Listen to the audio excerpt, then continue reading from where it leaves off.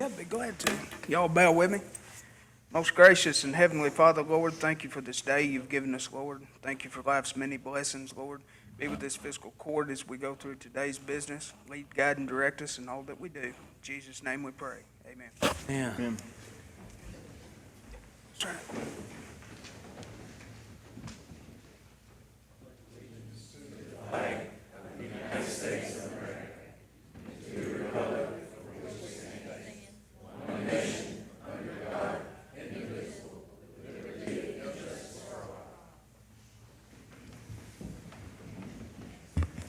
All right. We'll go ahead and call Marshall County a special called meeting for budget June 19th, 2019 to order. You guys should have updated. We should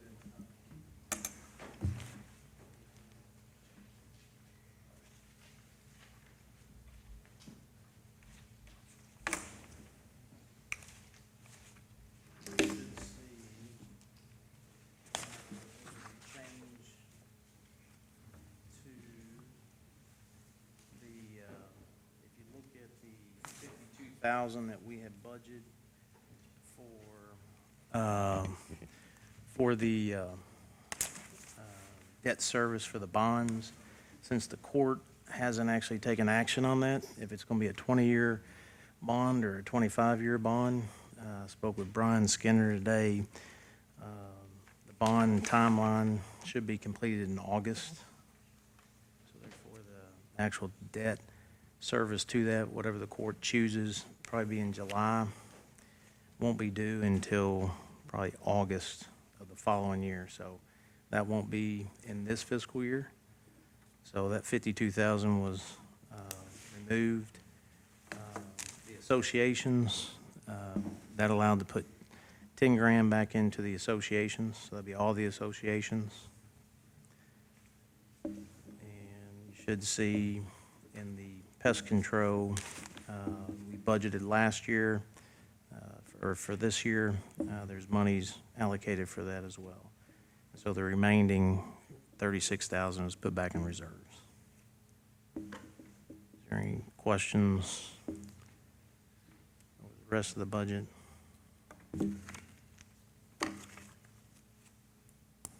I'd have an amendment that I'd like to move to give all of our county employees a 1.75 COLA increase, excluding elected officials that are not statutorily obliged already to receive one.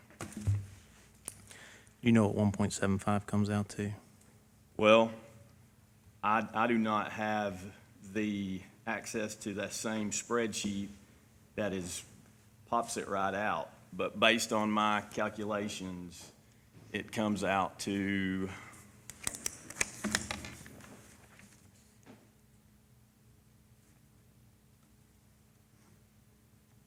it's going to be right at 140, I think. Well, actually, I think 1% it may be 135 because of, Right. I'm not able to exclude it based on my, you know what I'm saying? Yeah. Excluding the elected officials, but it was based on the figures I was told anyway, you know, when we talked, the 1.9 would have been 159. So if you, I don't have a calculator in front of me, but if you take 1.75 is what, 90-something percent? $137,900. All right, I was off a little bit, so let's say I said 140, so What'd you say again, Brad? 138. 137.9, and that includes the sheriff's office as well. but that's not, it'll probably be a little bit, it would probably be a little bit less than that once you exclude out all elected officials. That it is. Oh, you can do that right off the bat? Okay. Got the sheet that we use, we plug that number in, and it just assigns it to those specific employees. So you Oh. guys, elected officials are already out of it. Okay. I'll second that. Where do you want to pull that from? Well, to be honest with you, I don't think we are having to pull it from another expense item. If you look at, obviously, the OTA of 4715, and we have it at 5 million, we have a net there of 385. But what I would say is, when I look at the OTA, and you and I have talked about this, but we have consistently, over the past few years, had well over the $5 million, closer to $6 million in OTA annually. And I totally understand being conservative on that figure for a budget item. But I do feel like the difference in 5 million and 6 million allows us to be able to have 5.25 million in that revenue line and still be realistic and have cushion between historical. So I would move that we increase that revenue line to 5.25 million in OTA. Any other discussion on that? Any discussion on the OTA, as far as how much we are subsidizing the 6 of the 8 accounts?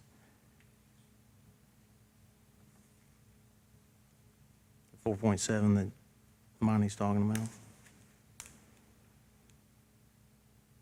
That total would change as well, obviously. Right. I can say in 2017, and you and I have talked about this, in 2017, I think we had a weather incident that, I think it cost us about $800,000 for infrastructure. And we had a maintenance garage burned down, which that cost us with equipment as well as about $1 million. When you look at why we budget 5 million in the OTA, historical data will show you that we get close to 6 million. But we don't have a dedicated reserve. If there are unforeseen circumstances that occur, those are the dollars that we actually go to, so that we're not waiting on FEMA. I think when we had that disaster, Kurt's not here, but FEMA took several months before we could actually get reimbursed. But we had those monies that we could pull from the OTA for that. So, putting this budget together, tough decisions have to be made. I know I sat down with department heads, as y'all know, asked them to look at their budget, where they could make some reductions in their budget, which they did. And they have foregone a COLA. The goal is to get, 911 off of our budget. We've discussed that. I think the subsidy on that out of the OTA is close to $380,000. If we're successful in that, then that's a large portion that we're committed, that we can commit to our retirement commitment over the next 2 fiscal years. If we keep dipping in to the occupational tax funds, I feel that we can be potentially kicking a can down the road where we're going to be putting the county in a situation where, when we do have an issue, and it's going to happen, it comes in many forms. When we do have an issue, our responsibility is to make sure that we put those interests in place. 1.75, that's 137. How do we come up with 1.75? Less than 1.9 anyway. We just roll the dice at it, or? Well, I mean, I don't know that the 1.9, to be honest with you, I'm not I don't know enough about where the state comes up with, I don't either. what everything that plays into that COLA. And so I felt it was a fair and was able to save some off of that entire amount. And I'm not doing it for myself, obviously. I understand that. I'm just saying that, the goal, in my opinion, in being a good steward of the taxpayers' money is to try to get as much as we can and reasonably off of the occupational tax. Obviously, that occupational tax can change throughout any one budget year. In some cases, it has. Yeah. And then we've handcuffed ourselves as far as being able to provide the services that we are supposed to be providing. I don't disagree with you there. I don't think that the difference in what I'm talking about in this budget makes us fiscally irresponsible or is kicking the can down the road. That's my opinion. But, Well, the reason why I'm going to disagree with you is because when you look at the 6 million in total, if we get that, 4.7, that leaves us roughly 1.3. What percent is a healthy percent? 10% that we would keep for a buffer? 20%? I mean, when I look at an event that may occur, $1 million may sound like a lot of money to people, but $1 million can go quick. I've got a question. but you've done that in the past, and I, trust me, I understand that. I do think that there's a point where, and this is an offline discussion maybe, but where at a certain point, if taxes aren't being used and set aside for reserves and reserves and reserves, that there's a discussion that needs to be had for, do we have the right tax rate? And But that's not, I don't feel that's the discussion for today. I just feel like, and you and I have talked about Sure. this, And again, not to interrupt, but if you go back and look, the 4.7 for the occupational tax that we're budgeting for, look at what we're subsidizing for 911. Look what we're subsidizing for sanitation. Look at the subsidizing that we're doing out of the occupational tax, that technically we shouldn't be raising taxes. The goal is to get 911 off of our budget. That's going to free up close to $380,000, which unfortunately doesn't go back into our pockets. It goes to the retirement commitment. But sanitation, if we can get, the whole goal for there was to not let it fail. And we're subsidizing, this fiscal year, it's going to be close to $400,000. So the goal is to get them, their legs underneath them so that they can have a revenue stream. I mean, that was just a disaster. I don't know how else to explain it, but sanitation was just a disaster. So we stepped in, we fixed it. So in essence, the goal is to get that off of our budget. That's going to take time. I don't think, when I say kicking the can down the road, we can't continue to keep going back to the occupational tax thinking that there's a bunch of monies there. The only way that we can manage the occupational tax is to make sure that these programs or projects that we're doing are successful and that we see them through and that we explain it to the people in the community so that they understand where these dollars are going and so that everybody understands that I don't want to raise taxes, especially looking at, what commitments we have and what we need to do. We do our due diligence and these projects are successful. That's when you're going to start seeing the occupational tax monies go down as far as what we can use.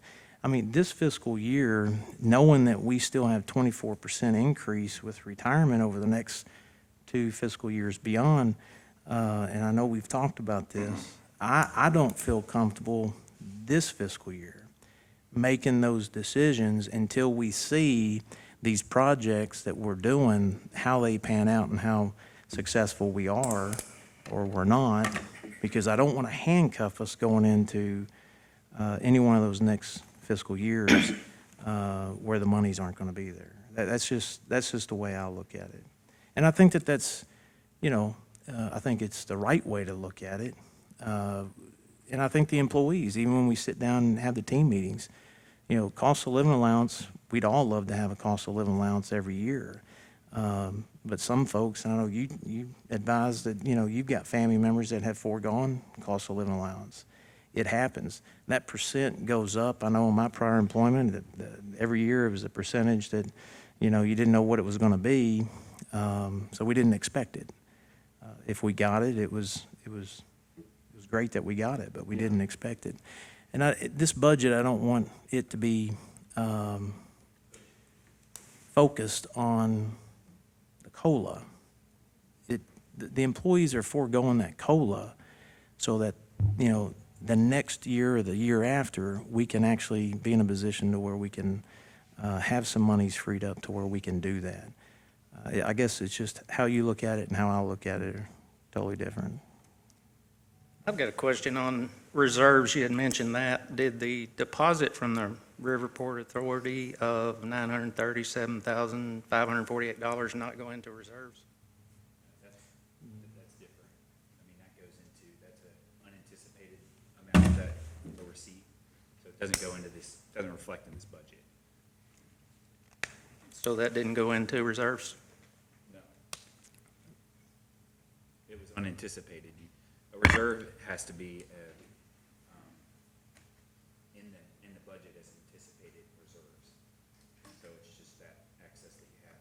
That wasn't, we didn't know formulating this current year's budget that we were going to have that money come in, so that wasn't anticipated. So now it just has to be amended in as a unanticipated income. So that's in the general fund? Yeah.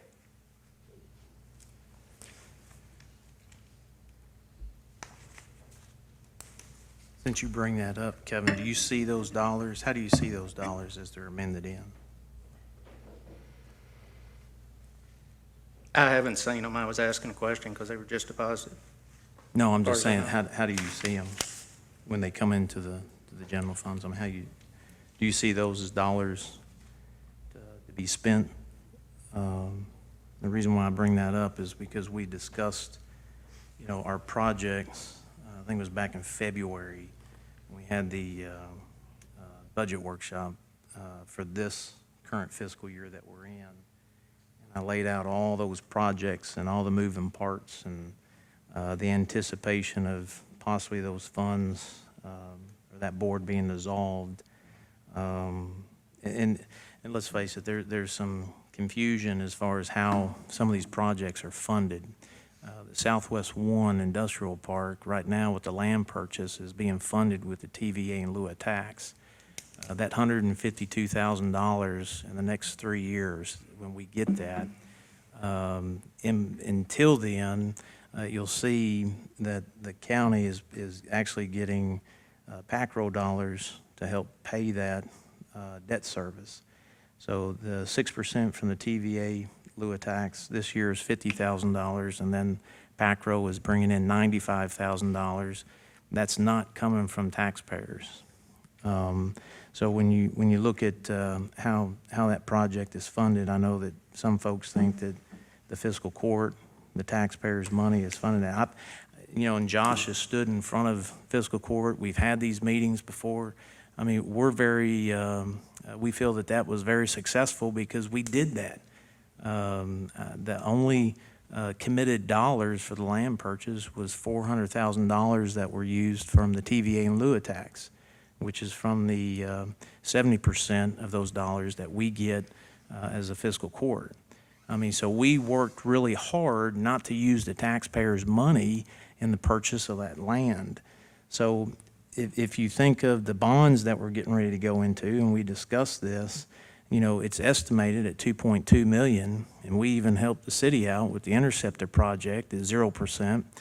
In that, if that's what the bids come out, the $2.2 million, that's an opportunity where you can take the land purchase, or you can take the bonds and those monies that we get from the Riverport. We can use that to pay off one of those, either the bonds or the current loan that we have. And then those TVA dollars can then be used for the debt service for one, and it's not coming off of the fiscal court's general funds. I mean, that's, in the bigger scheme of things, that's the goal, is to have as minimal of an impact on the taxpayers as possible on these projects. Obviously, that's going to be a fiscal court action as far as where those dollars are going, but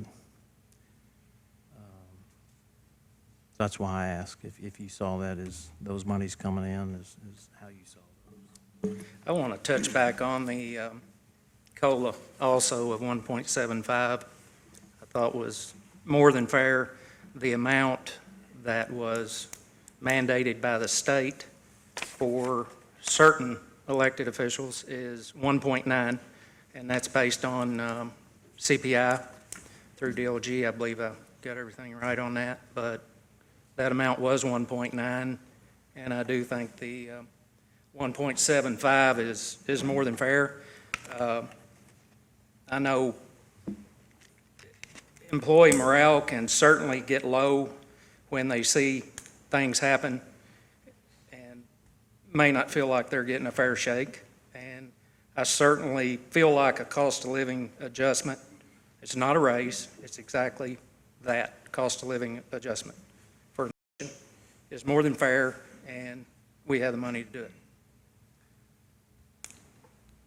Just to clarify, the elected officials, when he's talking about the 1.9 from the state, the elected officials, that 1.9 is set by the state. This governing body has no control over that, and that is for the judge executive, the sheriff, the jailer, and the county clerk. So those are the four officials that get the cost of living allowance from the state. I don't know where they come up with that. It's frustrating. It's not a very good position to be sitting in when we don't have any control over that, especially when we're sitting here talking about this issue.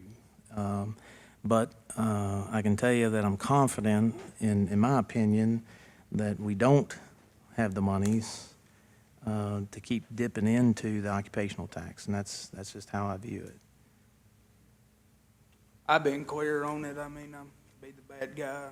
I've got broad shoulders, but I just don't think we need to keep dipping in. We've seen a county and a surrounding county that has kicked the can down the road and continues to dip into their reserves, and they're in a lot worse situation than we are now. And I definitely don't want to get to the point where we have to raise taxes. I mean, we have a big enough tax burden in this county as it is.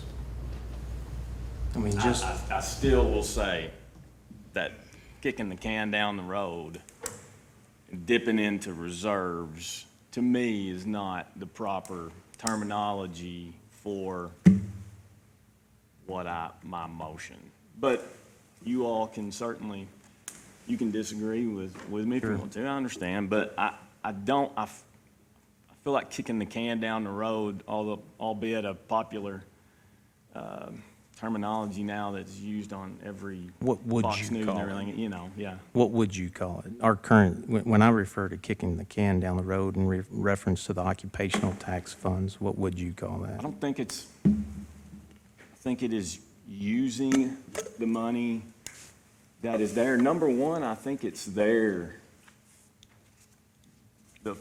because the $5 million, I mean, we'll disagree again on that, but I do think that the $5 million is not a realistic budget amount to have in revenue.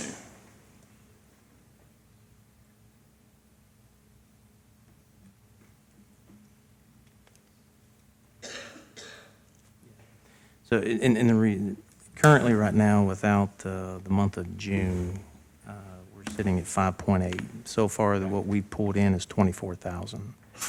So, the other thing, and that's in the occupational tax. The other thing that, I was just in Knoxville with TVA. We get TVA dollars. There's 39 counties in the state. Right now, 38 million is and we talked about this, 38 million is what Kentucky gets. They're projecting 2015 figures, which is going to be 32 million. How that 6 million affects what we get with TVA dollars is yet to be known.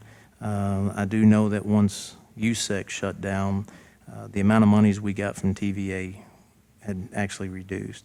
If you look at Muhlenberg County, just in Muhlenberg County, with the TVA assets that they get, is $9 million. And if that plant closes, that's $9 million that we're going to lose. So when you start looking at 13 or $1.3 million in our occupational tax, as it's sitting here, I do think it's kicking the can down the road because we're not looking at the TVA dollars that are depreciating, which does affect this. Because if we're subsidizing out of this hand, and this hand, keeps reducing, the subsidy is going to increase over here. So that 1.3 that's sitting there this budget year, it's a variable. It can change. And with the projections they're telling us, the TVA dollars, I think it's a little over 700,000, maybe it's 780, but I don't know how much that's going to have an impact on our budget, but it is going to have an impact. We do know what the pension is going to have an impact, and we're making plans and we're trying to do something to where we can get 911 off of our budget. But I think that's the important thing. I mean, that's our job going forward, is to make sure that all of those that are being subsidized are coming off of that. right, But let me say this, and then, but again, as it relates to this, historical numbers versus budget, I guess what I look at is what it would take to cause that to be $5 million. And it's obviously a catastrophe that is going to be something much more than this 1.75 COLA could ever take care of. The difference in $1 million of OTA is what would that would equate to? How much in annual salaries? Yeah, so a lot. $100 million worth of employment. well, now annually. yes, if you're looking at employment, we've had 2 plants shut down since I've been here. If you're looking at it in that aspect, that, the plant's shutting down. Yeah. But I don't think what you're looking at is that, the unforeseens, that the incident that we had in the storm in 2017 was an unknown factor. And that was $800,000. That was a one event that occurred while we were fixing a sanitation plant that had infrastructure issues as well. I mean, so to say that when you look at it just as the business, say a business shuts down, Gerdau shut down, the steel plant, Precision Steel shut down. If you look at it from that standpoint, yes, for those dollars to be reduced, but when we're subsidizing out of that account, because what we're getting for our taxes and what we're subsidizing, if we have an event, then we're going to be pulling from the occupational tax. We're going to be pulling from that $5 million or that $6 million that we get. And then it's what time of the year does it happen? The occupational tax comes in quarters. So if we get hit, say, next month in July, that's the beginning of the fiscal year. And I think in 2017, it was June when it hit. So we were going out of one fiscal year, going into another fiscal year. And I think there's 3 months where we get a pretty good chunk of those taxes that come in from the occupational tax. So then it can be the perfect storm, not so much a company shutting down, but just an event that can, again, we would have to use, if we didn't have the money during that budget year, then if it's fixing roads, we will be sitting there waiting for if we met the threshold for the state. And there's been events where the county, we may have met our threshold, but the state didn't, so we didn't get FEMA dollars. So then that's on our backs, or our resources, to fix those issues. And that's what I'm saying, when we're looking at $6 million, and all we have is about 1.3, we're putting ourselves in a very, well, not in a very good situation if we have an event like that, because where are we going to come up with the money? Sharkout Bridge was out for, what, a year? Close to it, 8 months? And people, and this was in an area where it affected, residents, but some of the residents that were on the riverside had to go a totally different route from what they normally had to go. And, 8 months is a long time, and we were waiting for FEMA dollars. We were also, once we got approved, we had to actually get the construction going, the weather factor. 8 months for a citizen that has to either, take alternate measures to get things done. There was a lot of that infrastructure that we actually had the monies that we pulled to fix. The south end of the county was hit pretty hard. We had actually asphalt just taken right off of the foundation of the road. We had big culverts just washed right out. The reason why that was fixed after we got all the documentation done for FEMA, it was because we had these monies to fall back on. And that's what I'm saying. That's where, fundamentally, you and I are going to disagree on this, because $1.3 million, we keep chipping away at it. That's kicking the can down the road, because that's what we've done. $6 million, and we're already at $4.7 million. The goal, in this fiscal year, I think if the projects that we're doing are successful, and we manage it appropriately, and we've got a lot of applications in. We've got the Delta Regional Authority application in. We've got the discretionary funds in. We just put in for the state economic funds that are available. We won't know until we get into next fiscal year. So it probably won't be until August, September, when we actually find out. And then in some cases, discretionary funds, if we were awarded, we have to spend the monies up front to get those monies back. So it's very hard to figure out what's actually going to happen, because we really do. We've got a lot of things going on for this fiscal year. And I think that we need to look at all those factors instead of just 1.75 is a fair percent. Well, I don't think I just, I understand you think I just picked a number out of the sky because it's not 1.9. If I would have said 1.9, it would have made more sense that it was what the COLA was.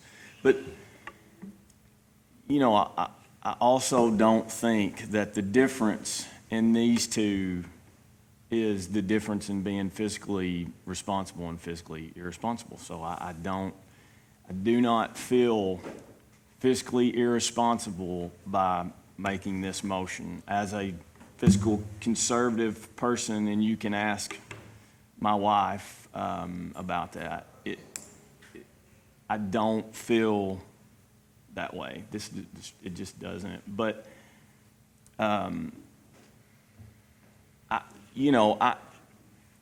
we have this budget that is several pages, and I know you, trust me, I know you worked hard on this with all of the department heads and then brought it to us, and I've looked at this as my opportunity to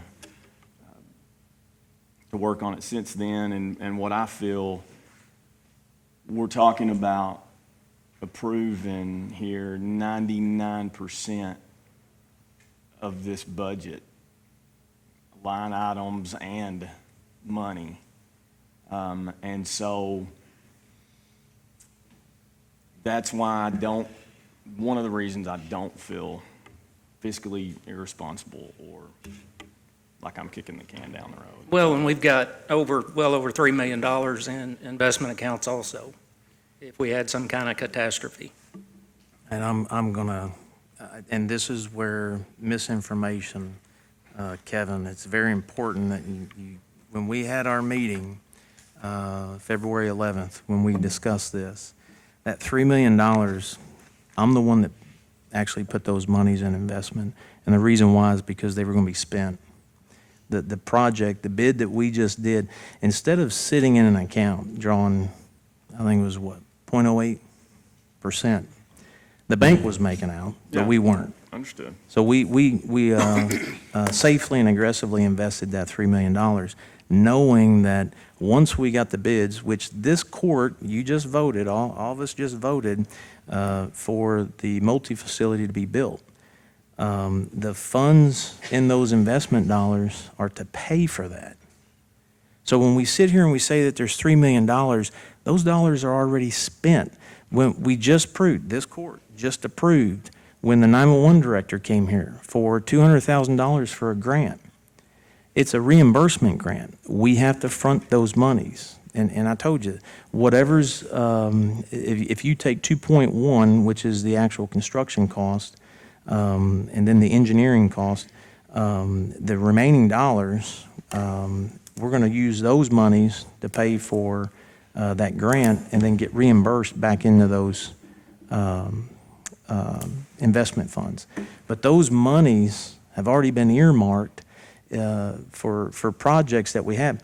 If we don't get anything, DRA, if we don't get the Delta Regional Authority discretionary funds, or the state economic cabinet funds that are available to us, then that $3.5 million that we put in the bonds, all right, we could use those monies to help reduce that cost on those bonds. I mean, to sit there and say that there's $3 million in that investment account, when we actually discuss those projects, I think is totally inaccurate. And it's unfair because it's misleading to the people. We'll be getting $400,000 back from the insurance company as We far as hope. holdback monies We when the hope. building's completed. We hope.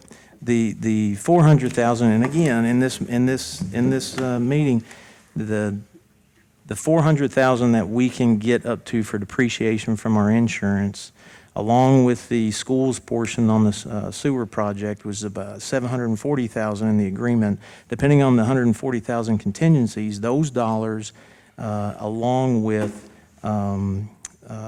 the other monies that we just talked about, that's what's going to be used for the land purchase, the dissolving the Riverport Board. Those monies that come in, that's going to be close to $2.2 million, and the line extension with the Interceptor project, that's estimated at 2.2. The land purchase was at 2.4.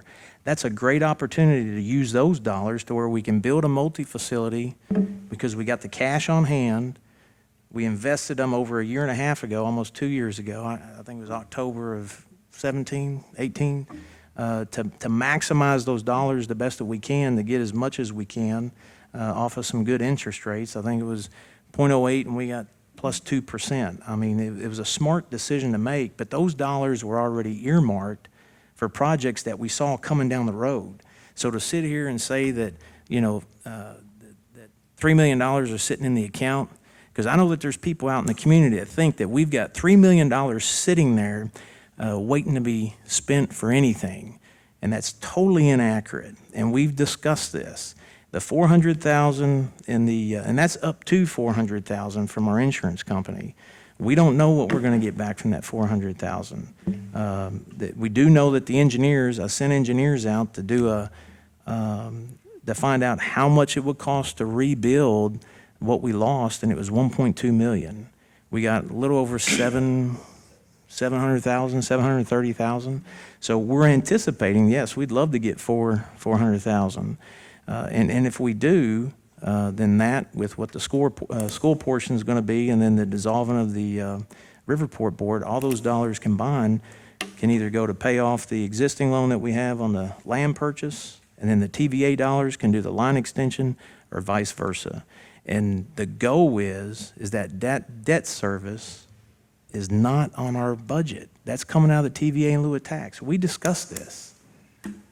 I never said, you're looking at me, I never said anything about taking it out of savings. So that, I don't feel that what I am saying is a tantamount to taking it from a savings account. I don't see it that way. That's not what I said. So, I know, it just frustrates me because. I know it does, I understand that I it does, sat down but with this court because it's a new court. I sat down in February. I gave out all the documents back in December, anticipating we've got a lot of things going on and trying to get the entire court educated on what the current projects were, what the future projects were, how the funding's going to be, and there's still misunderstandings. And I don't know what else to do. I can do it right here in front of the public. They choose to pay attention or not, I can't control that. I can just do it all right here.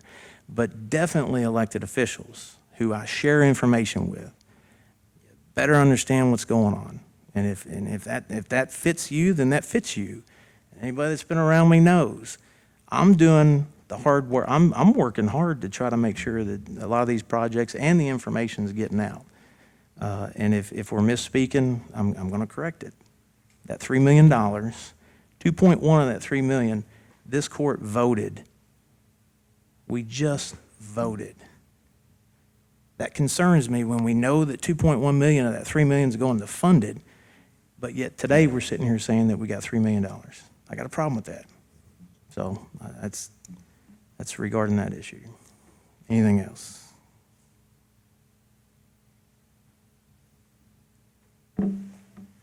There's a motion and a second to make an amendment for 1.75. We'll do a roll call vote. I'm going to vote no. District 1, No. District 2, Yes.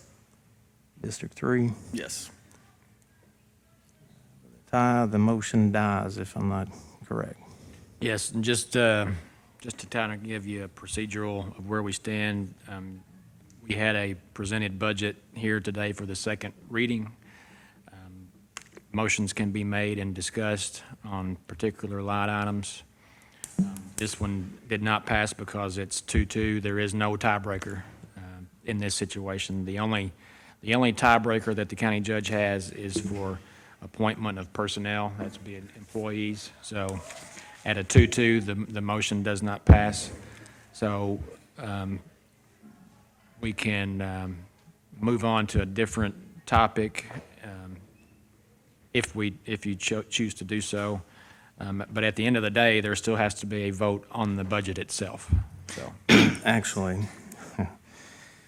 that was supposed to be, we by statute, it has to be submitted, the budget has to be submitted on May 1st or prior to. April 30th, it was given to the court. May 2nd, we did the first reading. That budget was supposed to be sent to DLG. It was not. We just found out that it was sent on the 22nd. So DLG has it, and I think, was it in somebody's inbox since the 22nd? So as soon as, I'm hoping tomorrow, we will hear that it balances out. So that has to take place first. DLG has to approve. I know you didn't know this. We just found this out today. Okay. So once DLG approves, which I'm hoping it's tomorrow, so we can then move on the second reading to approve the budget. But amendments to the budget and everything else, yes, we can continue. They didn't commit to a date. Who? DLG, right? Commit to, no, Yeah. no. We thought, well, we were foolishly thinking it was going to be before 4 o'clock. Okay. Yeah, we were told that, but I'll be fair. When I get that, we'll probably be doing a special call meeting sometime next week real quick to deal with this. That's why we can discuss it tonight in detail. Anything else on the budget that y'all had? I would, excuse me, like to make a motion that the CAECO membership and the Kentucky Magistrate and Commissioner Association memberships be added back into the line. It is. It's already been Okay. restored. That's the 10,000 that was put into Okay. the associations. Okay. So you withdraw your motion? I do. I withdraw the motion. I've got one more here. I make a motion to restore the nonprofit line, also known as the Special Service Group Grants, to $200,000. I'm going to second that for the purpose of being allowed to have discussion on it.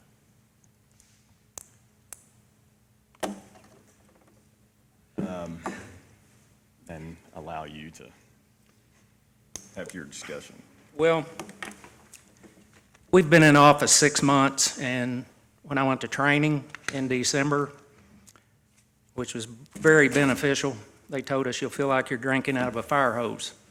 Well, if you followed the fiscal court meetings, I think I've had 2 of them. I would like the opportunity to work with these nonprofits directly, myself, and try to get them all in a better situation than what they are. There are a lot of people, a lot of groups, a lot of organizations that do not have the ability to help themselves. Some do. Some can do better. Some can do more. But I'm not willing to give up on them, and my personal feelings are the current $50,000 amount in the budget will be devastating to them. I'm not prepared to do that.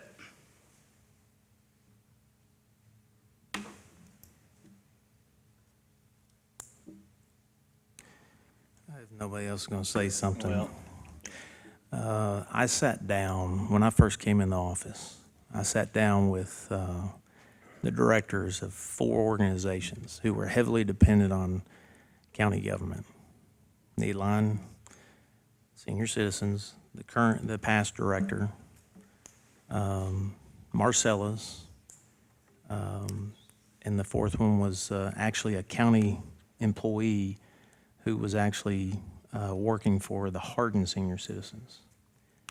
And when I came in, obviously it was the early stage, the pension, me being a former police officer in CERS, I was already aware of the pension issue. It was an issue long before last year or the year before. This has been an issue.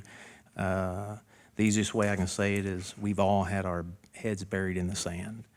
But here it is. But I sat down with these organizations in my office, and I asked, how can we provide the same service? You can keep the integrity of your organization and do it under one roof. And it was a discussion that was being had before I even got elected. It's called the one-stop shop.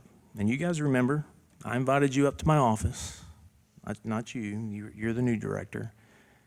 And I asked, how could we do it? And, you know, I didn't get, there was only one organization that actually wanted to see something like that actually happen. Hang on a second. The senior citizens said that you had to have an age requirement, and you had to have these federal, state dollars that had restrictions, and that was fine. The issue was, how can you operate within your own integrity of your organization under one roof? Because we're all, at that time, we had 3 facilities that were owned by the county government. We were funding 3 separate organizations directly. How could we do that? It didn't materialize. I quickly realized as a young elected official that I do not need to be spearheading that because it turns political. And these organizations don't need to be political. Once it goes political, you lose the integrity of what your organization truly is.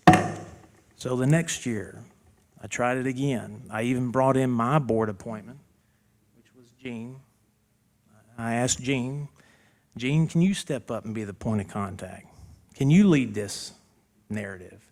Because when I stand there, I see politics. I'm a political image. And we discussed that. And that meeting was horribly went wrong. We went political real quick. And I would like to say, we had a quorum. We can't have a quorum. Anytime there's a quorum with the fiscal court, it's an illegal meeting. And I don't know how to get that across to certain people. They just don't understand that. But, so I did. I tried to see if we could have some type of initiative, have some type of a discussion. The only organization that continued to communicate to me was Marcella's Kitchen. Last year when they did their $1 million drive, I really thought that was going to be a challenge. I even brought my staff last year down to help tear down walls and participate however we could. But they did it. And their facility is a great facility. And so last year when I budgeted $100,000 into the grant line, it was no secret that these concerns or issues were going to be on our budget. Here's a letter, and I'm just going to read this. This is dated September 7th, 2017. And this is from the Office of State Budget Director, okay? And, you know, this is, I'm just going to read this so it's on the record so everybody can hear it. I've presented this to court before, but it just shows how the pre-warning, if you will, of the increase on the retirement and how it was going to affect county budgets. This is to all CRS employers. Chief Executive Officer from John Chilton, State Budget Director. I'm writing to provide an update on the status of pension reform as it relates to the County Employees Retirement System, CERS, of which your organization is a participant.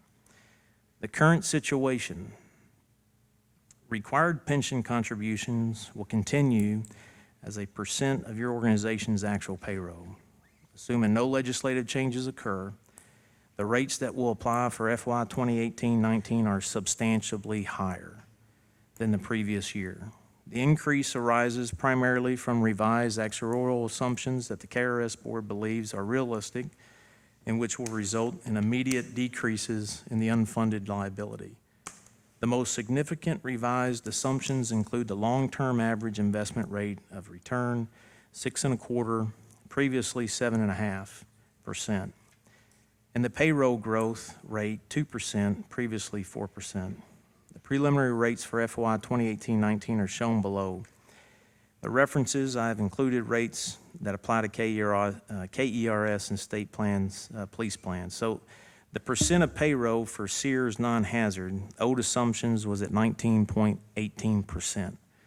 The revised assumptions, 28.86%. FY19 increase, 50.47%. That's just on non-hazard. CERS hazard, old assumptions, 31.55%. Revised assumptions, 50.67%. FY 2019 increase, 60.62%. You can determine the projected increase in the impact on your budget, in which we did. Reform effects, I'm not going to go into that, but basically, this letter that was addressed to me, budget impact, it talks specifically about what was coming. And so, you know, as a leader, I've got to prepare for that. On top of, if you go back during that time, in 2016, I was already dealing with a failed sanitation district in both Draftonville and Aurora. We stepped in, we weren't going to let them completely fail. And where we are today is a tremendous success from where they were, because they're just now tying in residents and businesses in that district in Draftonville on that project. But knowing that this was coming and sitting down with those directors, I tried to get the discussion going. Hang on a second, Gene. I tried to get the discussion going, and it just, I can only do so much. But what I can do and what I'm supposed to do is with this fiscal court is to make sure that we prepare, because here it is. This is the letter that basically told us it's coming. And that's what we did. We started budgeting for it. But my point is that Marcella's had stayed in the communication. They built their facility. I called them up several months ago, and I said, I know what the impact's going to be. Last year, I put $100,000 into the budget, and the court, and they knew this information. They knew that the projects and the subsidies that we were doing, they said, throw another $100,000, just like what you just did, Kevin. And then here we are this year. It's even gone down to $50,000. I brought in professionals, Dr. Weber, Dr. Long. I brought those folks in. We found out about the endowment tax. We paid to have the training for those organizations so that we can help teach, if that's an issue, how to raise monies. And there were organizations that were thankful for that because they actually benefited from it. So this wasn't just somebody or the fiscal court or the county government sitting by not doing anything. And I'm not going to stand for that because we've been doing what we can because we saw what was coming, where we are today, and trying to get some of these organizations to do something. But I sat down with Marcella and her board a couple months ago. I said, worst case scenario, if in fact the seniors do close their doors, can you feed those who are actually needing those services? And the answer was yes. So we actually discussed how can we deliver those meals to those homebound seniors. And folks from the community started stepping up and volunteering to deliver those foods. I got a call not too long ago from the director of the PAD. And little did I know that actually this is the contract from the PAD. And the PAD, if the seniors, and from what I'm hearing or seeing, is that the seniors voted to close their doors. I spoke with the PAD director this morning. We had a meeting. The PAD hasn't been made aware of it. And the PAD is who has the contract with the senior citizens because they provide these services. And Gene, you're my appointment on the aging committee. The PAD actually, they have been discussing this for some time. If you go to Eastern Kentucky, this isn't a shock. It may be a shock to some folks, but this has been going on, and I know the committee has discussed this. There's, in other ad districts, we have 15 ad districts across the state. There are other communities who have the senior citizens have shut their doors. The co-severance monies, all right, just like I talked about the TVA monies, how they're going to go down, the co-severance monies declined, and they were funding a lot of these senior citizens with those co-severance monies, and they had to shut their doors. In some communities in Eastern Kentucky, they're actually delivering meals. The PAD is, because the PAD is required.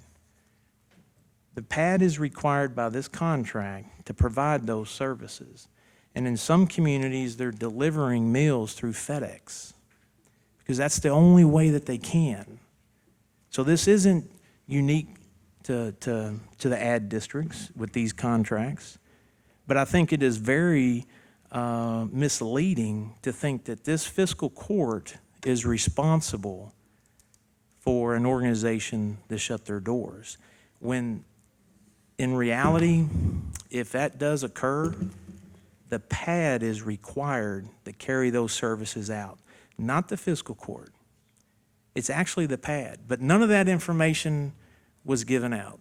There's a contract with the senior citizens. And the amount of monies that these organizations actually get, we actually, by sitting down with Marcella's, 70% of their clientele are seniors. There's a 91-year-old man that greets you at the door on Monday. There are seniors still volunteering their time today. It's not, there is a solution to this. And people have been involved. The The committee has known about it, but they didn't want to make decisions about, sending food through FedEx, and I agree, because this community is a caring community. This community is a giving community. If you look at the volunteers at Marcella's, well over 100 volunteers. And that's people in our community volunteering their time to serve in our community. I mean, to me, to sit there and say that the fiscal court hasn't done anything, I can tell you right now, I've tried, and it didn't work. So I went to who would listen once they built their facility.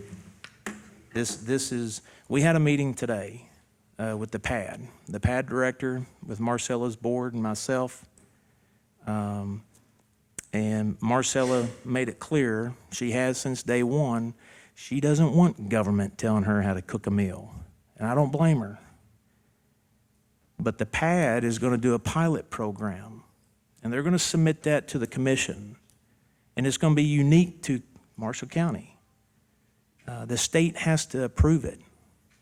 Now, the senior citizens has 30 days, is that right, to notify the PAD that they're closing their doors. Because as of today, the director was unaware. That was news to her this morning. Were notified by. Jennifer was? Beg pardon? Jennifer was? And upon Simpson. Ann No. Simpson, she was Yes. there too. Neither one of them said they were notified. Well, she was. Okay. Because I'm just I telling have you, two. was it an official notification? It was a telephone call. Okay. Well, they said they were not notified. Well. That'll be something that you guys have 30 days, based off this contract, you have 30 days to officially notify the PAD if you're not going to be doing this contract. But that's between you guys. I'm just stating the facts here that this is a contract that the seniors have with the PAD. The actual agency that is responsible for it is the PAD, not the fiscal court, with these services.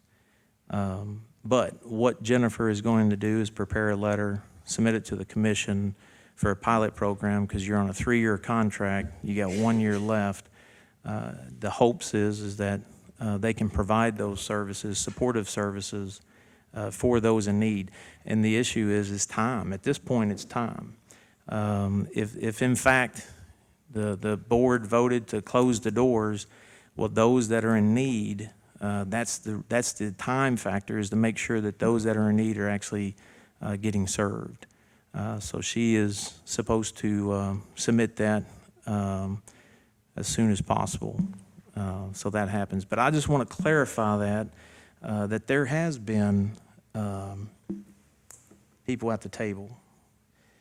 There has been warnings. There has been information given. I shared that with the directors that were involved, with those organizations, that, the budget restraints that are coming, we need to start looking at alternatives. And here we are. As far as the seniors, the homebound seniors and these programs, there is a plan that's being put in place to try to carry out these duties that the PAD has. If there was no organization, and I see the media here, this is information that you can get from the PAD when it comes to those types of services. If there was no other, they have to go through a procurement process because we're dealing with federal and state dollars. If there was no other organization in this county that can carry out those duties, the actual PAD will have to carry out those duties. That means that they would have to hire some people. They would have to do contracts. The benefit, the PAD actually, with what we discussed this morning, one of the problems that they have is when they run out of monies, they have a waiting list. And both the PAD and Marcella's, we don't want people waiting on a waiting list to be fed. That's the worst case scenario. But one of the problems that these programs have through the PAD is that they have folks that are on waiting lists because they don't have funding. by going to Marcella's, they actually helped the pad with their problem. The discussion that we were having then was if we all get together and we try to solve these problems, because again, this community is a giving community. And if you have a message, you get it out to the people in this community, they will step up, they will volunteer. And that was the goal. But the pad has an issue of not being able to feed folks when they run out of monies. And now they do have a place to where they can feed people in this county when they need to be fed. Gene, I see you're raising your hand. Do you want to say something? Yes, I just wanted to say that, yes, you did contact me to be kind of a nonpartisan person to lead a group. I attended that one meeting in your office, but I don't recall ever having a meeting where I actually chaired a discussion. The meeting was never called back again, to my knowledge, and so that didn't go any further. But I would welcome what Kevin has suggested as far as working with the nonprofits. As I stated in my letter to the editor, just throwing the information out there and expecting people to pick it up and be able to run with it, there is a learning curve, and I think could be assisted to gain that. And I would like to see that ongoing environment. I think that some of the directors felt threatened with the cutbacks that they were given, and it made an antagonistic meeting that I remember attending in your office. Yes, and that was the second meeting. The first meeting you weren't. I wasn't there. But you yourself, being on, you're my appointment to the Yes, sir. to the committee. Yes, sir. This is something that the committee has been discussing at the pad, have you not? Been As- discussing, As far as senior citizens closing across the state. no, So y'all haven't discussed it.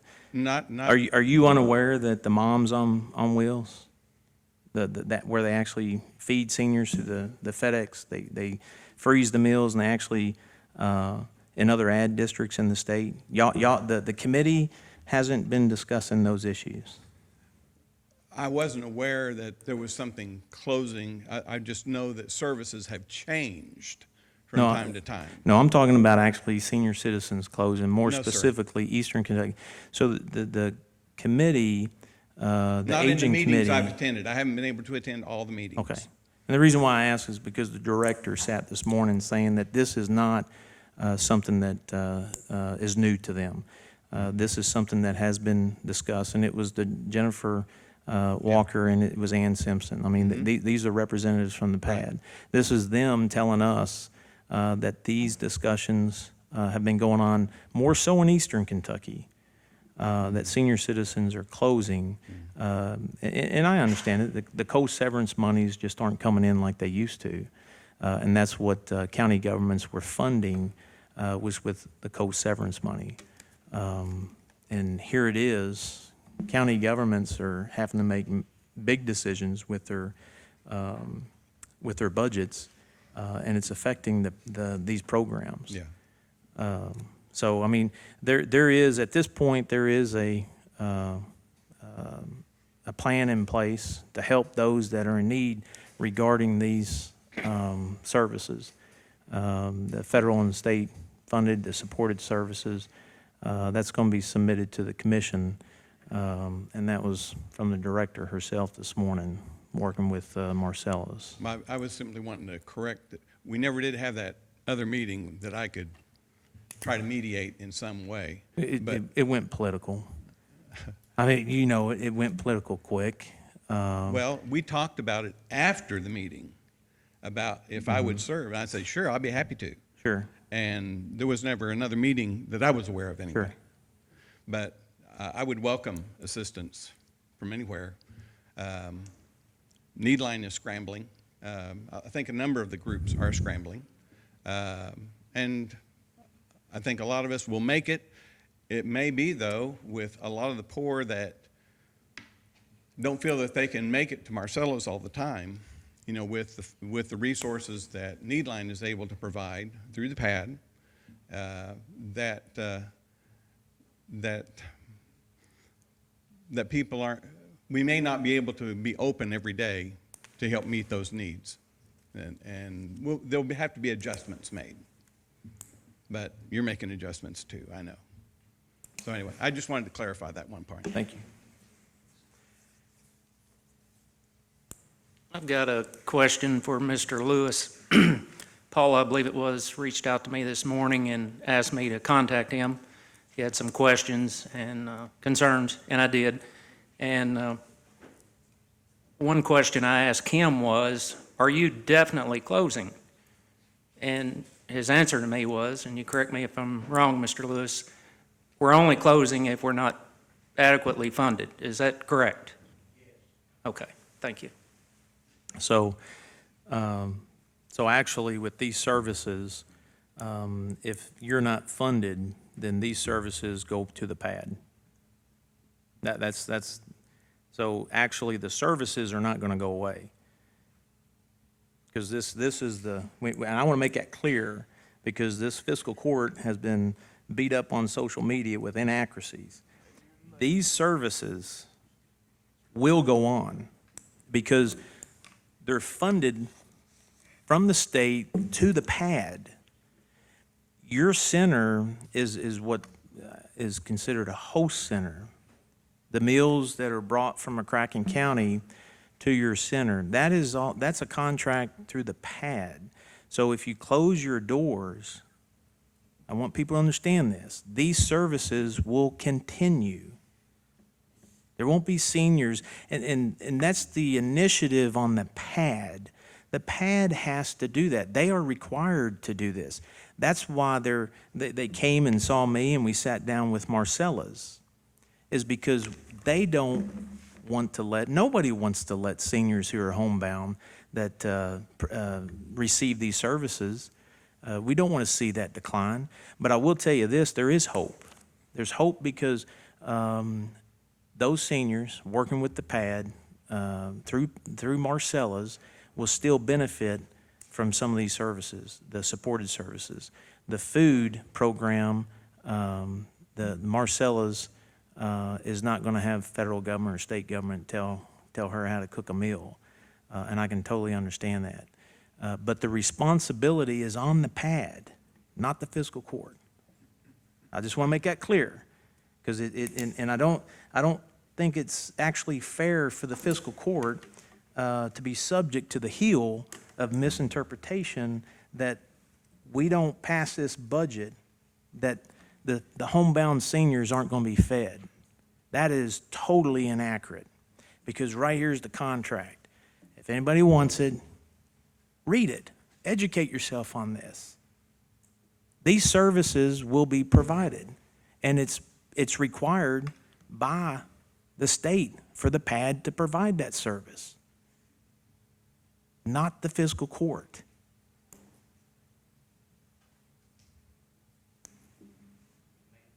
Yes, sir.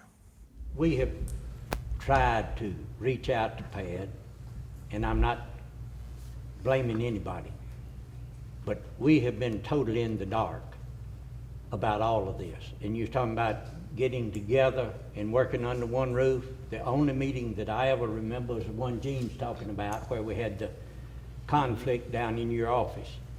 And we were never contacted after that about working together. And I think we could have been a good ally had we been contacted. Sure. To work instead of left out here by ourselves to Sure. fend for ourselves. And you attended, or that's the second meeting. Okay. The first meeting, your director was representing your agency. Your director actually was there for both meetings. Your former director, let me make that clear. It was the former director. I can't be responsible for these directors. All I can say is I had a meeting. They came, we had that discussion, the very first meeting. I had a full-time employee who was basically hired when I got elected. Before I came in the office, there was a full-time employee that worked it was a county employee that worked specifically for Hardin senior citizens. And when we had that meeting, I could tell that There wasn't participation. It wasn't. I'm going to be honest with you. There wasn't. There was no effort to participate. But what I told that employee was that if you're working for me, you're going to be the director for the senior citizens in this county, because we need somebody to organize these efforts. It wasn't working. We were staying in this little box, and we weren't thinking outside that box to figure out how can we survive with these programs long-term. And so I tasked that individual to provide those services. I tasked her to go up and meet with the Benton senior citizens. The prior judge had already gone to Murray, to the senior citizens in Murray, because of how successful it was. They went over and looked at it. And I wanted her to go over and find out what programs they're doing. They've got a big fundraising initiative that actually funds somewhat most of their year. And isn't that what Judge Imes said today? That they have a fundraising initiative for their seniors. So I wanted that employee, if she was going to work for me, I wanted that employee to be the centerpiece for these organizations. Do you know how many times she came to the senior citizens? 0. I mean, once. I'll stand corrected, once. But it never materialized. I can only do so much. But this individual was a county employee that was hired specifically for the Hardin senior citizens, that I tasked to get out there and be the representative for all, and it didn't materialize. I don't know how else to say it. But instead of dragging up the past, today with these services, they will be provided. And I truly do think that this community, with seeing what's already taken place, with folks stepping up, I have confidence that people in this community will step up. But that message has to get out there to them. And it has to be a clear message. It doesn't need to be a political message. You don't need to tie your message to, if this budget is passed, you're going to fail, when actually it's not. These services don't fail, regardless if we pass or don't pass this budget, because we don't have control of these services. Yes, sir. Judge, just clarifying, I do recognize you have a motion and a second on the floor. So am I allowed to speak? Sure. To clarify for the citizens of Marshall County, these fine folks that have given their time and effort and everything else that it takes to run that center are more than allowed to step back, do whatever they feel necessary because of the situation at hand. But bottom line is to clarify things and help me clarify this. They can't close the Senior Citizens Center. PAD will step in. PAD will feed the folks that are being fed today. The meals will still be provided. Correct or incorrect? No, actually, the contract from the PAD to the seniors, they got 30 days. If in some cases, they've actually just locked the door and walked away in other communities. But they have 30 days to notify the PAD that they're no longer going to continue that contract. They're in a 3-year contract. This will be the end of their 2nd year. They'll have another year. And if they close their facility, that leaves the PAD basically holding those responsibilities. So that's why there was a meeting this morning. Well, let me correct that. That wasn't why we met this morning, but because the director said she was unaware that she didn't receive an official notification that they were dissolving that contract. But again, to clarify, the monkey's not on these folks' back, if you will. No, actually, the good thing here is that if they can't manage the current situation, and if they close, that's fine. There's an actual option for them to go to where the doors are open, and they can actually meet. They can have organization meetings if they choose. the programs, the supportive programs that are provided through here. The PAD is actually going to they're prepared to run an announcement to hire a part-time director to come in and continue providing those supportive services. So, I mean, the initiative is still going to move forward. So, yes, they still can, Marcella's has opened up her doors to where they can come down and get a meal, and actually, if they want to meet before, meet after, they are totally flexible. And that's the goal. The goal is that we continue to serve those in the community that need it. Amen. Thank you. Yes, sir.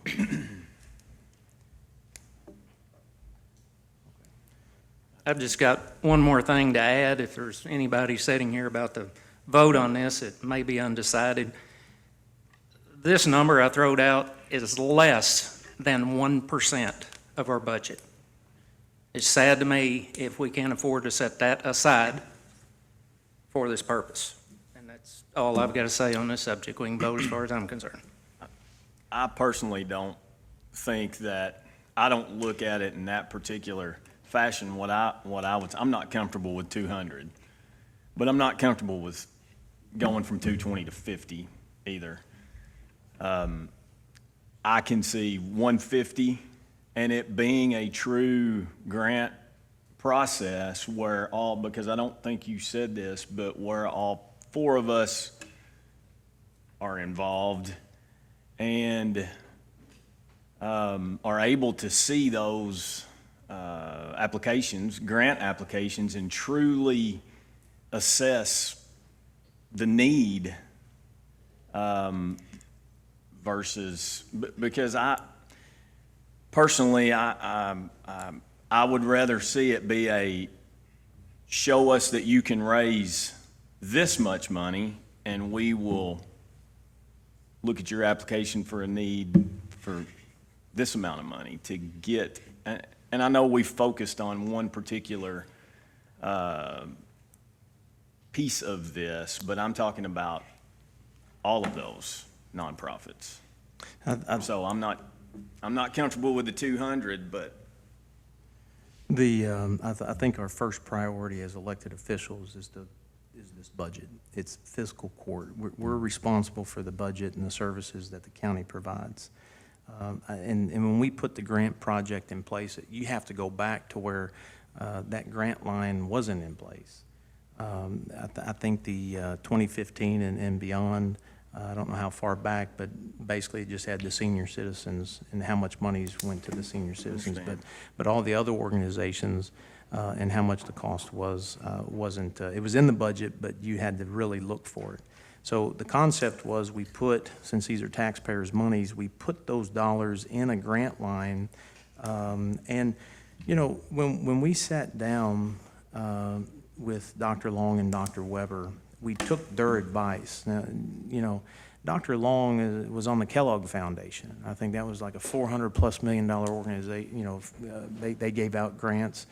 We don't have a United Way here in Marshall County. We've actually even discussed, you know, could we work towards getting a United Way here in the county? But my point is that these grants, there are certain requirements that had to be met that were put on the grant. They basically helped us formulate what that grant form was going to look like, request the right documentation. So we did all that. They're reviewed, and then they're presented to the fiscal court. I don't think you look at what the grants requests are and then make your budget. I think you make your budget, and then you figure out what you have left for the grants. I think we got the cart in front of the horse on our priorities there. Because the grants, again, we should be able to decide based off of our budget how much monies we're going to put into the grants. And like I said last year, I budgeted $100,000 last year, and this year is $50,000. So it's not like that the budget dollar amount has not been lower than what originally was put in place. the draft budget, yeah. There's- They changed it to reflect specific amounts, and I'm not a proponent of that at all. But I also don't think, again, that it's irresponsible of us to be able to do a figure much closer to the 150 range and be able to, all four of us will have a vote on that at that point. And I'm going to ask the same question. Where would those monies come from? Same place. Occupational tax. Judge, may I say something? Sure. I'm within the Marshall County need line, and the grant money is apparently going to disappear, and you want us to fundraise, and we have done that for 20-some-odd years, and you took that away from us. Somebody made the decision to the light show at the park should not be ours, even though it was designated for us at the beginning. And we want to split it. Nobody's admitted bringing this decision up. But somebody wants to split it 5 ways, take half the food away. So overnight, you want to take and balance your budget and take those funds from us and want us to fundraise, and then somebody, which nobody's admitted to, whether it's on this court or someone else, decided to take the light show away because that's not fair to the rest of the nonprofits. So there's $50,000 to $55,000 right out of our pocket and half of 30 or 35,000 food items. So I think it's a little irresponsible not to have had a better plan than that. And even if you stair-stepped it, you said you told us about this stuff. We went to all 4 meetings. We agree, and I agree with Marcellus. I don't want anybody in this court's fingers in need line. They don't need to be. But we can't fix that. So here we are with a fundraiser we can count on if we don't get any money from the court, and now it's gone. We may or may not be picked as one of the 5. If we are picked as one of the 5, we're going to get 1/5. So we went from $50,000 or $55,000 to $10,000 or $11,000. And if that had to have been done, I think it could have been handled where, y'all have had this all these years, even though it was set up for you. And the part about, well, the park puts it on. If a law was passed tomorrow that there was no fundraising allowed at the Christmas show, I would dare say this county will still put on that light show. So the fact that somebody's got a booth set up and is benefiting from that is irrelevant to who puts the light show on. So, well, Murray does it, Noble Park does it, but I think there should have been some more consideration with, and like I said, and I've tried to find out, the letterhead was yours. Oh, yeah. But nobody I've talked to will admit saying it was my idea. And I've talked to several people.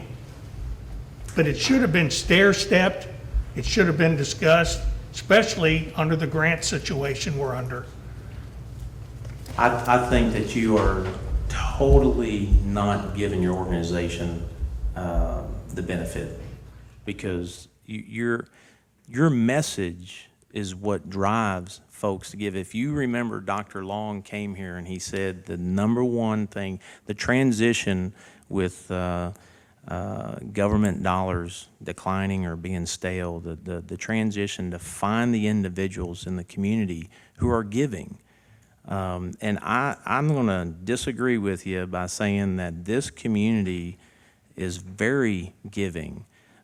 You have to get your message out there. And this is an opportunity. It's how you're going to look at it. Having more organizations come out to the park during the Christmas lights is a good thing, because more organizations get to put their message out there. Your organization, what deficiencies does the community know that your organization has? I don't know, But that message needs to get out there. If there's a need, I'm confident that people in this community will step up and they will actually give. And that's what I think we're missing. We're focusing on, I would say, this is what we've always done, and this is ours. And we're not focusing on, hey, here's an opportunity to where we can actually get the message out to more people, so that people in the community, and not just Marshall County, the number of vehicles that come into our park during the light show and the people that come around the region, there's an opportunity. And that's what's been directed to the Parks Director. Capitalize on the opportunity so that all the organizations that participate can benefit. It's not, I'm not going to look at it as your organization is going to fail. That ultimately is up to the organization. But I'm going to do what I can do to help. And if you get your message out, I know that the director has been tasked to help market that. That was something that this fiscal court sat in when we looked at the hiring of a new director. One of the priorities was going to be marketing the park. And that's what we have tasked the director to do. I know she's given information when we had the nonprofit meeting here. She gave information as far as how you can reach out to certain organizations that actually help fundraising. There was even information shared in that meeting. I don't think your director was here for that meeting, but there was information shared. And to sit back and listen to these organizations share information, it was great, because you start to see something manifest. But to sit here and say that your organization is not going to have an opportunity, I'm going to disagree with you on that. I think if you get your message out, we're planning to help those organizations get their message out to where when people come into the park, they're coming into the park to see the lights, but the true meaning of Christmas. I mean, they're coming for a reason. It's a great opportunity and to give, but you're only focusing on one time. There's other opportunities that she's been tasked with to give those organizations the opportunity to come into the park. That's what we as a fiscal court can do outside of just putting money in your hand. So. And I don't disagree with sharing well. I don't. My problem is, in 15 seconds, you cut it off. And I don't think that's right. If you'd have come to Needline and said, you know what, you've had this thing 20, 25 years. We need to share the wealth. So in 2 years, we're going to split it up X number of ways, or next year, or whatever. But you gave us no notice. You blindsided us. So the fiscal court money is going to disappear. The park money's going to disappear. And like any nonprofit, we don't have monies in the bank that, well, we've got 6 months, 8 months, 10 months to replace that money. You know, we've only got so long, and we have fundraisers, you know, but we don't. And I've called the Murray State University and talked to those people and said, do you not have an intern who could come help us fundraise and help us write grants, and we will work with them. And I'm told I don't have anybody, call back in 2 weeks. So we are trying, but I thought it was unfair of whoever made the decision, which, like I said, to this date, nobody's admitted it, making it, that you should have stair-stepped. And even with your fiscal court money, it should have been stair-stepped. Let me just say this too, and I understand your position, because you're with Needline that used to go out and again, it's been what, how many years that y'all have been out there? It's been a while. But then you're failing to understand that you still have a message that you can get out to the community. The other organizations that are going to have an opportunity, they don't see it the way you see it. They see it as an opportunity. And if everyone looked at it that way, that this is an opportunity to get the message out as a community, if the community knows that those organizations out there are in need, you don't wait till Christmas to get your message out. Your message needs to be ongoing throughout the year that you have needs. Honestly, without knowing, I don't know what your needs are. If I was a citizen, needing to know what your needs are, is it financial, is it staffing, or stuff like that. I mean, that's what the message should be. And we're given a platform to where not only your organization, but other organizations that are in the exact same situation as yours can participate. I think it was morally wrong to cut it off overnight. Oh, wait. Judge, Yes. could I say a word, please? Sure. Needline, as far as I know, I've been in Marshall County for 25 years. I get 1 or 2 letters a year from Needline asking me for a donation and explaining to me what the situation is at that time. So to say that they're not trying to fundraise and get a message out to the community is not right. I don't know if any other citizens here get that letter, but I get that letter every year, and they always explain to me what the need is and what can I do to help. So, and I always try to help out Needline. I appreciate that. I just want to make sure I correct you. I didn't say that they're not getting their message out. It's their message to get out. And if they're sending letters to you, then that is great. So you think they could do better in getting the message out? Is that what you're saying? I think you can get to more people to get your message out, yes. And this is a platform to do that. Yes. Judge, you tell us that we need to do it on a broader spectrum. I mail out letters. I'm in the Tribune real often. I have been on WPSD. I have been on WCBL, WCCK, and I have been before the Fiscal Court. I don't know, and I'm on social media. How else am I to get it out there? I mean, I don't think you understand. I invited you. I went to your office with an appointment when you first took office. I sat down and I explained to you what Needline did to the community, what it meant to our folks in the community, and who we served, how often we served, and what we did for these folks.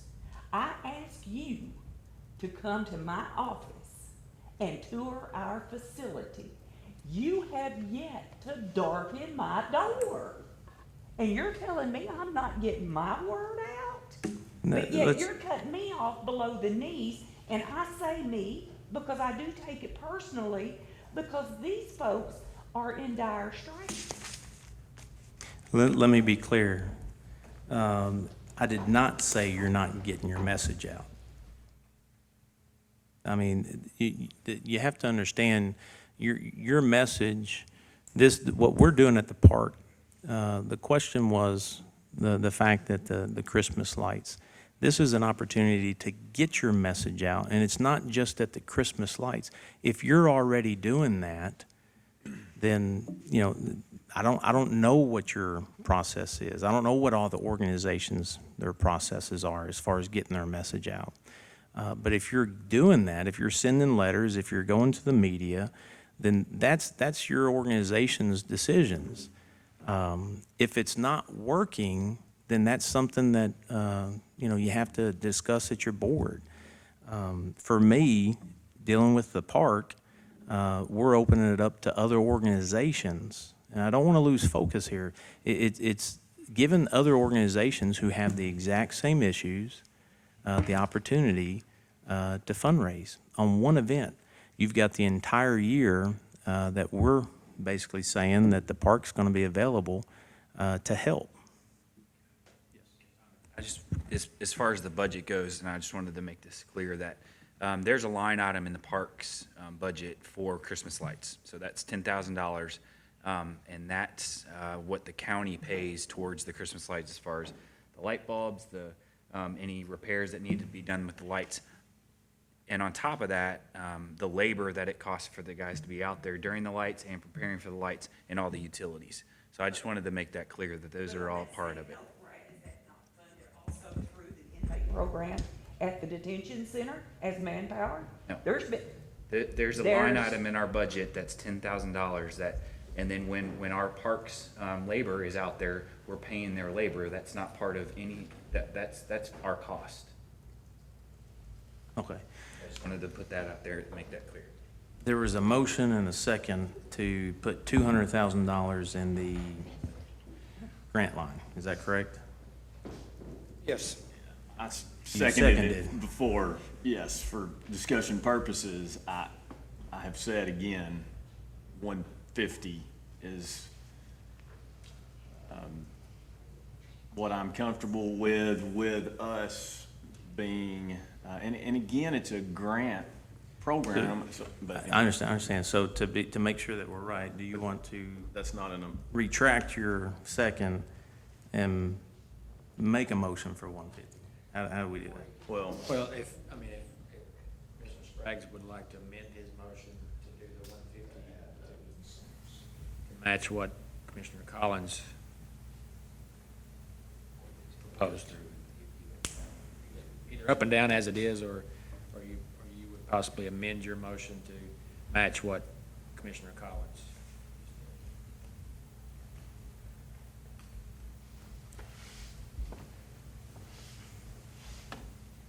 I'd like to vote on it as is.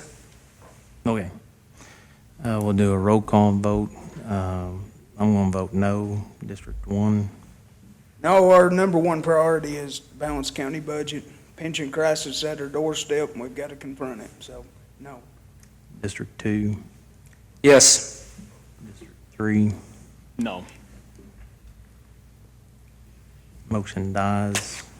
So I'll, at this point, make a motion for the 150 and as a grant program that the fiscal court reviews those grant applications and approves as necessary. That's a lot, but Yeah, that is a lot because it may be more than 150. What the grant, I don't understand what you're Well, saying as far as the, no. it could be more or less on the No, grants. I didn't say that we had to approve each request as presented. What I said was so I'm looking at this as 150 is the grant program. I'm not telling, like it was last time where it's this person gets this much right now. I feel like it should be a true program that we are looking at those grant applications Yeah, and assessing those needs. I'm not saying, if they ask for 60 and we feel like that 20 is appropriate, what's the difficult, Okay. we haven't even seen the applications. Okay. Right now, it's if you're making a motion for $150,000 to be put in the grant line. yes. Okay. Is that your motion? Yes. Okay. Is there a second? Second. Okay. Any discussion? Had discussion. We'll do a roll call vote. I'm going to vote no. District 1. District 2. Yes. District 3. Yes. All right, motion ties, therefore it dies. Now, do you want to have a discussion about the grant applications? Really, I don't know how it ties into, I guess it would tie into the budget, but the grant application, as I stated before, that process was already put in place. And the process is the nonprofits complete the application. There are prerequisites on the application. They submit their projects in the application. And you'll have a variety of dollar amounts in those applications. But that's, once they're reviewed based off of, when the budget's approved, they're reviewed and then it's submitted to the court as far as which projects are approved. And that's where, we don't have a united way. There was discussions to where if you had a united way, that actually the court could give the monies to United Way, and then United Way can actually, through that process, determine which organizations get what monies. So then that way it gets to fiscal court, you know, out of that process. Basically, we put the monies into an organization like United Way or even the Tony's organization when he came here, you know, and then those monies are there. Prerequisites are met through the application process, and they're awarded by a board or a group of people. So, I think what happens is, with our budget, the fiscal court is approving applications, and obviously, you got organizations that get mad at us because, you know, for various reasons. But last year, that wasn't done. No, last Okay. year, So the last year that it was done was, wait a minute, Or has it- what do you mean wasn't done?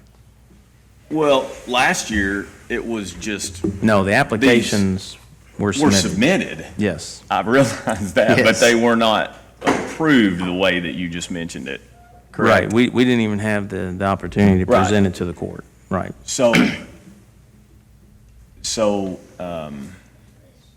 the current way that it is done based on our, The process last year was the applications, the budget be approved, the applications reviewed, and then submitted to the fiscal court for approval. That was the By- same. Huh? by you, right? Right, By- they're submitted to my office, me or a panel review it, and then submit it to the fiscal court for approval.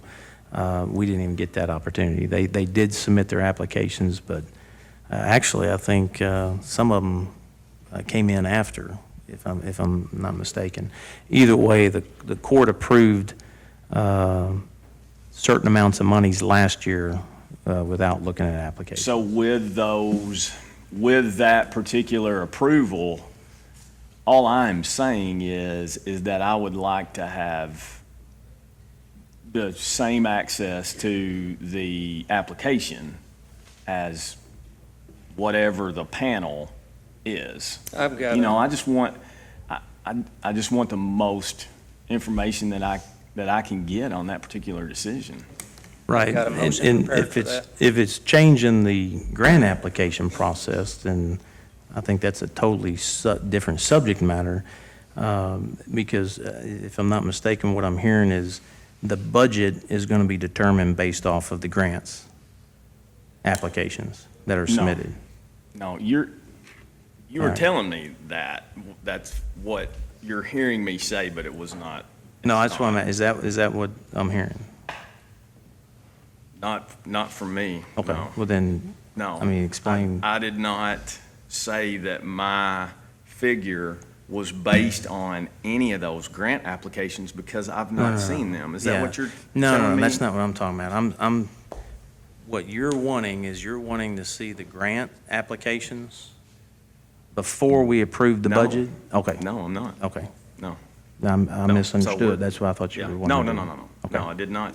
Right. I did not say that. The process is you'll get the grant application to approve, the fiscal court, and this is no different than, I don't know how many statutes there are where we just did it yesterday where I present appointments and the fiscal court approves. I mean, it's saturated within the KRS that the judge executive presents to the court and the court approves. So I mean, that's why we kept it in that format, because it was consistent with what we already do as a governing body. So, you know, they'll be presented to the court for What I'm approval. Asking Yes. for. What I thought you were telling me I was saying was that the amount that I requested had something to do with the applications. Okay, so, but you're not saying that. No. And I'm not either. Right, Because right. I've not seen them. Right. All I'm saying is, that's the amount I think is doable. Gotcha. And yes. I understand. So there's no need to address the way that it's done, because it's the way that it would be done. It's the amount that we all disagree on. So are all of the applications that have been turned in going to be presented to us before we vote on making a decision on the disbursement of those funds? I don't know. There's really no time frame on when the applications, DLG hasn't approved the budget that we sent to them. As soon as we get notification from DLG, I'll be calling a special meeting to approve the budget. No, what I'm asking is, will we be provided with, whatever that time frame is, all of the applications that were presented, and vote on each application that meets the criteria, obviously? But before the budget is approved? No. No. I just want to make sure on this, if there's money being dispersed, whatever that may end up being with the nonprofits, that we all have an equal vote in that and an equal opportunity to Yeah. Yeah, review all the yeah. applications. Yes. Okay, Yeah, that's been the process. okay. Okay. Yes. We all agree on the process. We know now. Yes. We just Yes, disagree on we kept the that amounts. process consistent with the statute.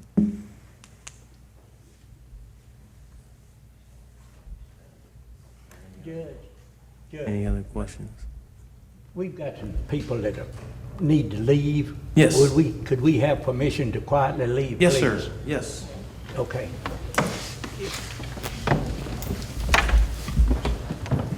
Thank you. Yes, sir.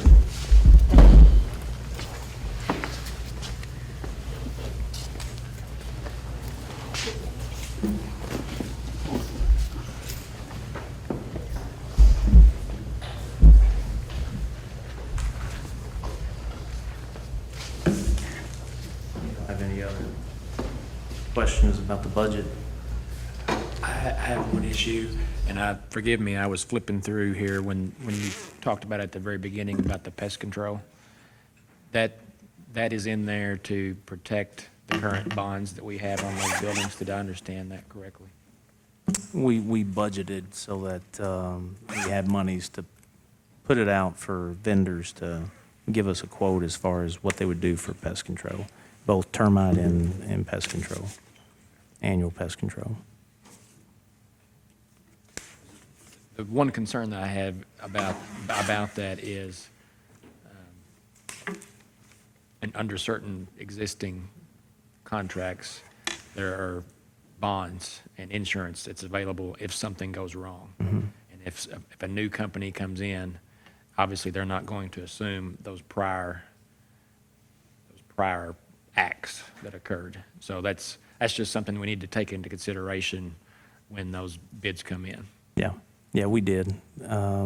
We've got 2 other organizations looking at our county facilities, and I think we'll be getting a quote from them here shortly.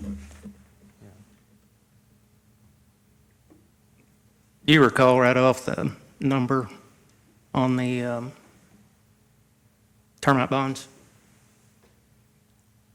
I think there's 3 buildings, is that right? 16.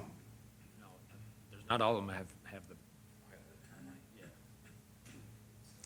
Can you look and see what that number is? I think they're of those are 16. 16. 16 that have the bond. 16 that are on the termite.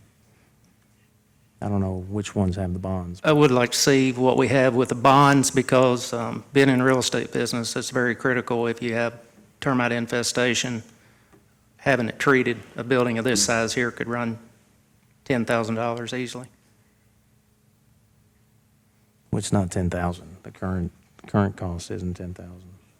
The ones that we currently have the termite maintenance agreement on are the animal shelter, community building in Hardin, courthouse, detention center, Dreyfusville Community Building, judicial building, rescue squad, senior citizens building, sheriff department, 911, park, Christmas building, park number 1 concession, park number 2 concession, park soccer concession, park main office, and the road department office main.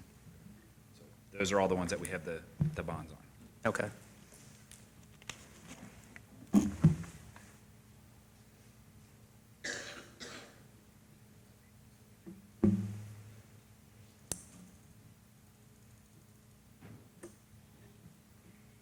again, as soon as DLG notifies us, I'm hoping it's tomorrow, we'll have a special call meeting as soon as possible to approve the budget, because from the sounds of it, if it's a tie on the budget, then we got bigger problems.